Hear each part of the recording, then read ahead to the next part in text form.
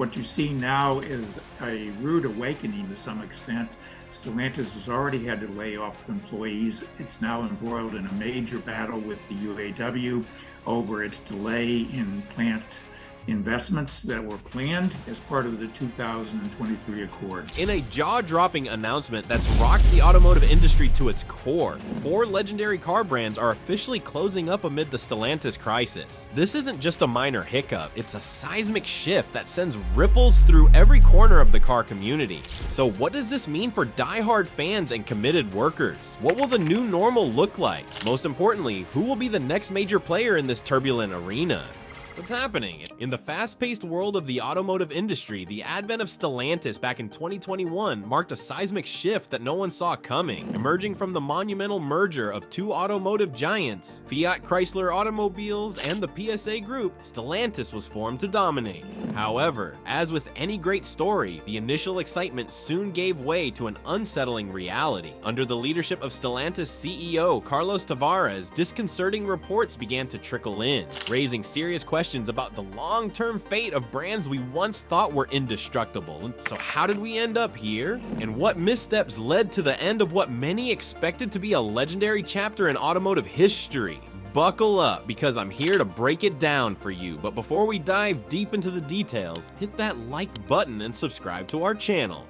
Stellantis on the brink. The Stellantis National Dealer Council has officially raised the alarm bells, and guess who they're pointing fingers at? That's right, CEO Carlos Tavares is in the crosshairs. Their main issue? It's his short-term decision-making, which they blame for the alarming decline in both market share and dealer revenues. This situation is a glaring concern that demands our immediate attention, especially for the future of the company and its dealers. In a blunt letter dated September 10, 2024, the Dealer Council didn't hold back. They made it abundantly clear that Tavares seems more interested in grabbing those quick financial wins than fostering sustainable growth that could secure the future of Stellantis. Sure, you could argue that his strategies have delivered a nice little boost to profits, enough to line his pockets substantially, but here's the drama. Dealers are not just whispering, they're shouting their grievances. They contend that this myopic approach is doing serious damage to brand value and market share across the board. What's even more alarming is that the council has issued a stern warning,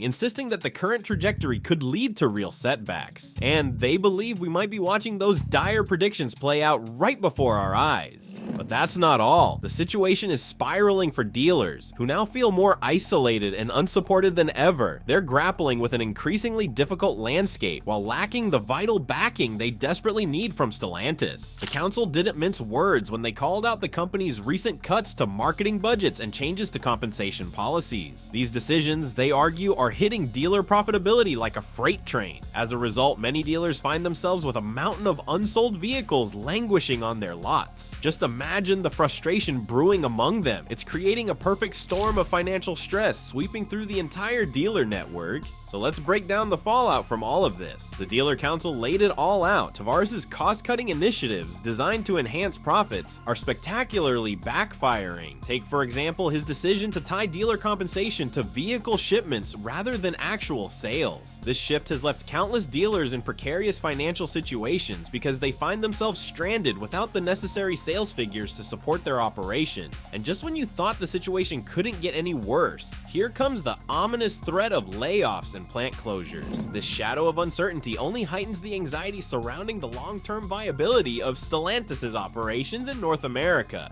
In essence, the tensions are bubbling over, and it's clear that the Stellantis National Dealer Council isn't just airing grievances. They're sounding the alarm about a fundamental misalignment between corporate strategy and the needs of the dealer network. Now let's move on to the other concerning issue: profitability or peril. When it comes to the leadership style of Carlos Tavares at Stellantis, one thing stands out: his relentless drive for profitability. Analysts have taken notice of this strategic choice, but here's the million-dollar question. Is this narrow focus steering the company towards success, or are we witnessing the end of Stellantis? Let's dive right into the sales figures because, frankly, the numbers don't lie. They scream reality. Ever since Tavares took the reins, Stellantis has been grappling with a stark decline in sales, especially in the North American arena. The latest reports reveal a shocking 20% drop in sales compared to previous years. For a company that has traditionally counted on strong performances from its beloved Jeep and Ram brands, this decline isn't just a minor hiccup, it's a loud warning siren. These brands have historically been the golden goose for Stellantis, and if they're now struggling to keep pace with competitors, we have to ask, what's the root of this downturn? Are we merely witnessing a temporary setback, or does this reflect deeper systemic issues at play? Tavares firmly stands by the conviction that keeping those profit margins robust is far more vital than merely rolling out more vehicles off the assembly line. Sure, this could lead to quick financial wins, painting a rosy picture in quarterly earnings reports. But here's the kicker. This mindset could drive a wedge between the company and its customer base. If people feel like they're not getting enough value for their hard-earned cash, they'll likely start looking for alternatives. Competitors that promise more bang for a similar or even lower buck could easily chip away at Stellantis' market share.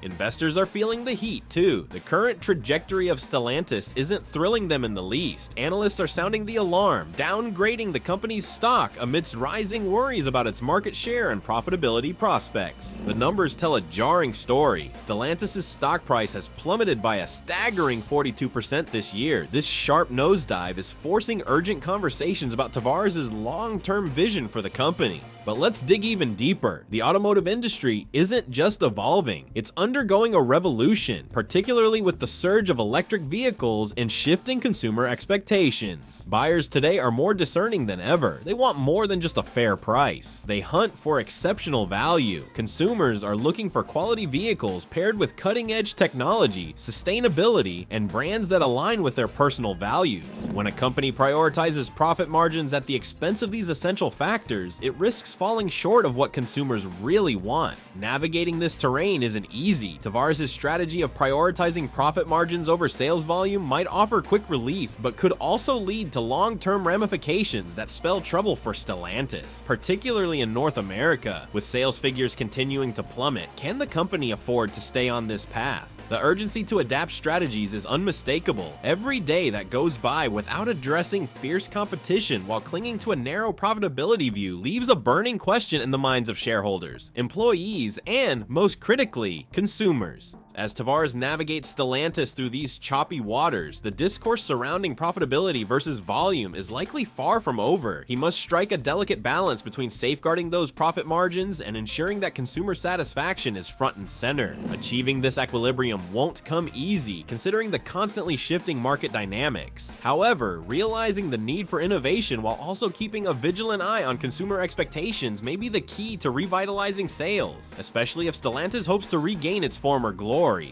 Price dilemma. Sales figures are on a downward spiral, and it's causing quite a stir in the automotive world, especially for the once beloved Jeep and Ram models. Jeep recently encountered a troubling 9% dip in sales, while Ram faced an even steeper plunge of 20%. So what's Stellantis' grand solution to this alarming trend? They've decided to crank up vehicle prices. You might be scratching your head, wondering why they would make such a puzzling move. The short answer is simple. They're determined to maintain their profit margins despite a faltering demand. On paper, it sounds like a reasonable strategy, right? But here's the catch. It may just be backfiring on them in an unprecedented way. What's the fallout from these price hikes? Let's talk about affordability. Consumers are feeling the pinch, and it's hitting them hard. Higher prices are casting a long shadow over potential buyers, particularly in today's market where people are tightening their financial belts. With rising interest rates and the ominous cloud of economic uncertainty looming overhead, shoppers are becoming increasingly choosy about where to spend their hard-earned cash. Who in their right mind would want to fork over top dollar for a vehicle that may not deliver on its promises of performance or features? The answer is simple. Most people would rather play it safe. Now, let's take a deeper dive into the inventory challenges that compound these issues. The toxic mix of escalating prices and those disheartening low sales figures has spawned a staggering inventory backlog. By March 2024, Stellantis reported an astonishing 1.4 million vehicles gathering dust in their inventory. That number is far beyond what anyone would typically expect in the industry. This excess inventory only complicates matters further. Dealers are now facing faced with the daunting task of trying to sell cars that not only risk becoming outdated, but also sport price tags that many consumers are simply unwilling to accept.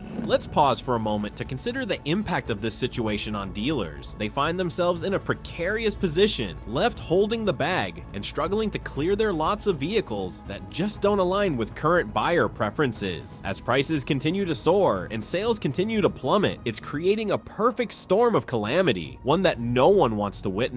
Every day, dealers work to move vehicles that fail to capture buyers' interest, only to discover that their efforts are thwarted by prices that don't match the market's appetite. Stellantis is walking a tightrope, balancing the need to boost profit margins against the realities of a market that is saying no louder than ever before. With consumer confidence wavering and inventory piling up, the question remains, is this strategy sustainable, or is it an ill-fated attempt to salvage profits at the expense of long-term viability? Racing against time. Let's talk about Tavares' ambitious initiative known as the Dare Forward 2030 plan. This all-encompassing electrification strategy showcases Stellantis' aspirations to dominate the electric vehicle sector like never before. Under the leadership of Tavares, the plan outlines a bold vision for radically transforming the company's entire vehicle lineup. Among its most significant commitments is the goal of achieving a remarkable 100% electric vehicle range by the year 2030. Yes, you heard that correctly. Stellantis is going all in on electric vehicles across all its brands, setting the clock to tick down toward a fully electric future by the end of this decade. This transformational move is not simply a matter of integrating a few electric motors into existing models. In fact, the magnitude of this shift requires substantial investments in advanced electric vehicle technologies, alongside establishing the infrastructure crucial to supporting this electrification journey. We're talking about a full-scale evolution that demands expertise, time, and of course, significant financial backing. Now, let's discuss the number floating around that hefty price tag associated with this electrification endeavor. Tavares has pledged a staggering $32 billion to accelerate electrification efforts and enhance software development by the year 2025. This isn't just a minor change, it's a tangible commitment that speaks volumes about Stellantis' intent to increase its competitiveness in an electric vehicle market that's rapidly evolving. In essence, Tavares is staking a considerable sum on the future of how we move. Unfortunately, it's not all sunshine and rainbows. Here comes the critical part. Despite these lofty aspirations, dissenting voices are starting to emerge. Critics are raising valid concerns about Stellantis' ability to execute this grand vision, notably in the North American market where the stakes are particularly high. The unsettling truth is that declining sales figures and a shrinking market share in this key area jeopardize the overall effectiveness of the electrification strategy. As revenues continue to take a downturn, questions loom regarding whether the necessary resources to support these extensive investments will even be available. Now let's talk about the 4 brands that are facing this challenge. Jeep. The automotive landscape is shifting dramatically, especially when it comes to Jeep's position in the market. The rising prices of new vehicles, combined with a burgeoning supply of used Jeep Wranglers, appear to be threatening Jeep's once unassailable competitive edge. Now let's dive headfirst into the jaw-dropping price increases that have become a normal part of our vehicle buying experience in recent months. If you've been keeping an eye on the new Jeep Wranglers, you'll know that the price tags are climbing higher than a mountain peak at dusk. Just take a look at the 2024 Jeep Wrangler Rubicon. Its cost can easily eclipse an astonishing $85,000. If you start adding those fabulous features and upgrades that most Jeep enthusiasts crave, some configurations are inching close to a shocking $100,000. Now, that's a significant investment, and you might be left scratching your head wondering what's causing these astronomical hikes in prices. Now, let's shift gears a bit and examine the uptick in interest surrounding used Jeep Wranglers as a more appealing budget-friendly option.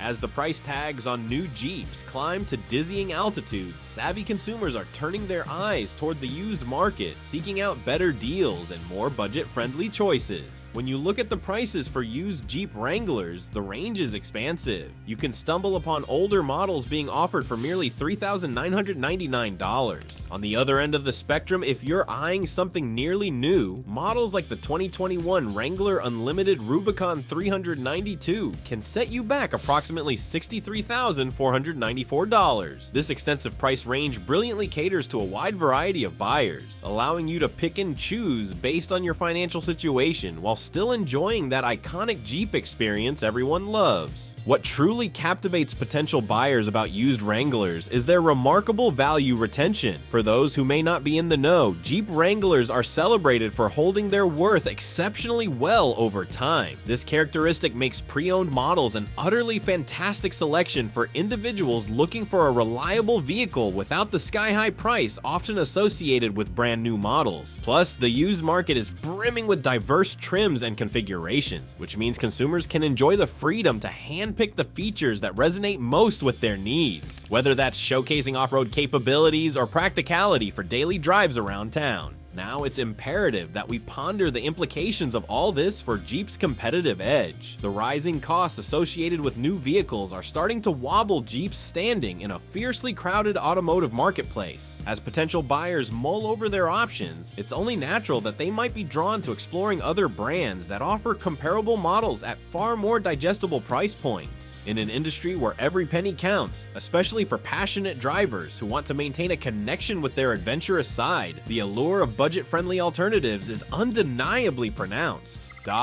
Dodge is in a serious jam right now. The automaker is grappling with some hefty challenges around its inventory and product strategies. And trust me, the fallout is painful both for its market performance and for the all-important relationships with its dealers. So, what's going on in the world of Dodge? Let's dive straight into the heart of the problem: excessive inventory. At the forefront of this dilemma is the Dodge Hornet, a compact SUV that has landed on the wrong side of consumer favor. Honestly, it's not hard to see why. As of June 2024, reports reveal a jaw-dropping 550 days worth of Hornets languishing on dealer lots. That's right, these cars aren't exactly racing off the shelves. To make matters worse, the competition in the compact SUV market is nothing short of fierce. Buyers are facing a smorgasbord of other enticing options that promise better value, making it an uphill battle for the Hornet to find a welcoming home in anyone's garage. Now, let's break down the sales performance, which is painting a pretty grim picture. Over the past 45 days, Dodge managed to sell only around 1,283 units. That statistic highlights a glaring disconnect between what Dodge is putting on the table and what consumers are actually craving. The result? An avalanche of unsold vehicles piling up, creating immense financial pressure on dealers who are stuck with these cars. Cars that few buyers are even remotely interested in.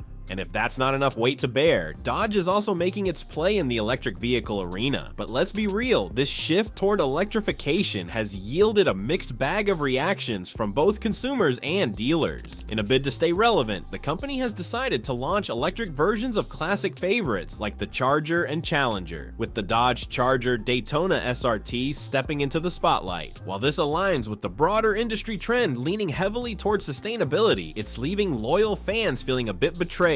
Those who adore the raw power and distinctive roar of traditional engines are finding it hard to connect with this new direction. Consumer sentiment regarding this electrification effort is wobbly at best. For many die-hard Dodge enthusiasts, there's a creeping worry that the power and performance that made these muscle cars what they are simply don't translate into an electric frame. There's a nagging fear that the latest updates might compromise that exhilarating driving experience they've cherished for years. If you close your eyes, you can almost hear their collective signs of disappointment, longing for that classic muscle car adrenaline rush. As the dust settles, it's clear that Dodge finds itself at a critical crossroads. The pressing questions remain: will they pivot their approach in a way that resonates with their loyal fan base? Can they strike a balance between embracing the future and honoring their powerful heritage? Chrysler is navigating some seriously choppy waters right now, all because it's stuck with a painfully limited lineup of vehicles and is grappling with challenges that make it tough to compete in today's fast-paced automotive landscape. Can you wrap your mind around the fact that Chrysler now only has 2 models to its name? We're talking about the Chrysler 300 sedan and the Pacifica minivan. For real, this alarming trend raises some massive red flags concerning Chrysler's future in an industry that's constantly shifting and evolving. Let's unpack unpack this limited vehicle lineup that has everyone scratching their heads. The current selection leaves much to be desired, consisting solely of the Chrysler 300 and the Pacifica. Seriously, this lack of diversity is not just a nuisance for consumers. It significantly hampers Chrysler's ability to compete against rivals, flaunting a much broader range of options. We're talking about the SUVs and crossovers that are practically ruling the market. Over time, the automotive landscape has undergone dramatic changes, pushing traditional sedans like the Chrysler 300 into a tight corner where staying relevant is becoming increasingly difficult. Sure, the Pacifica is still earning its stripes in the minivan arena, but let's face it, the sales figures just aren't robust enough to keep the entire brand from sinking.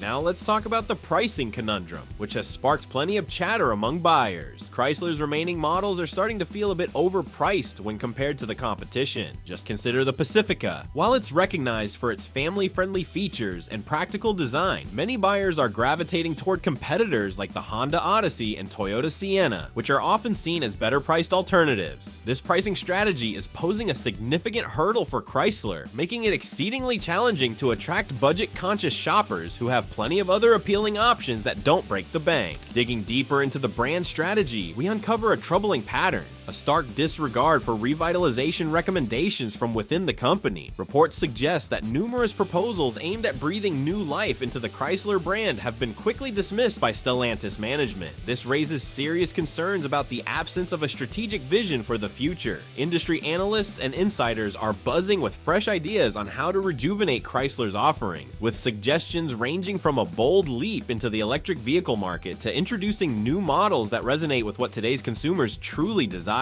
Looking to the future, the current trajectory sends up serious warning signs. Unless the company makes some substantial changes, Chrysler could very well find itself facing even steeper declines in both sales and overall market relevance. Analysts are raising eyebrows, speculating that if Stellantis keeps brushing off Chrysler's potential for rejuvenation, we might just witness this once iconic brand being pushed toward discontinuation altogether. The stakes are high, and if Chrysler doesn't wake up to the reality of its dire situation, it could be a bumpy ride ahead. And last but not least, Ram. The Ram 1500 Classic has officially been pulled from the lineup, and let's just say, it's a monumental change. This truck has long been the go-to option for many budget-conscious shoppers seeking a reliable pickup without breaking the bank. With the Classic model now off the shelf, buyers are facing a significant increase in the starting price for the base 2025 Ram 1500, which begins at a whopping $42,270. That's a steep jump from the previous price point of around $40,700 for the Classic. This drastic shift leaves budget-minded buyers without a more affordable option if they want to drive away in a new Ram truck. Now, let's dig into what this means for affordability. The elimination of the Ram 1500 Classic raises serious concerns regarding the overall affordability within the Ram lineup. With recent price hikes and a glaring absence of lower-cost alternatives, consumers with tighter budgets are feeling the pressure more than ever. Many potential buyers might start looking at competitor brands that are offering better-priced entry-level vehicles. It's a domino effect, really. This lack of options could push customers away from Ram entirely. And then there is the competitive landscape. While Ram increases its prices, competitors like Ford and Chevrolet are playfully positioning their models with decidedly more attractive starting prices. For example, you can snag a Ford F-150 for just $38,960. With price tags like that in sight, it's no surprise that consumers might find the allure of these options hard to resist, leaving brand loyalty hanging in the balance. In essence, the landscape looks complicated for Ram moving forward. The ripple effects of the Classic's disappearance, rising prices, and competitive offerings could reshape the future of this long-standing brand. The question is whether Ram can adapt quickly enough to retain the market share it's at risk of losing. But what do you think? Let us know your thoughts in the comment below.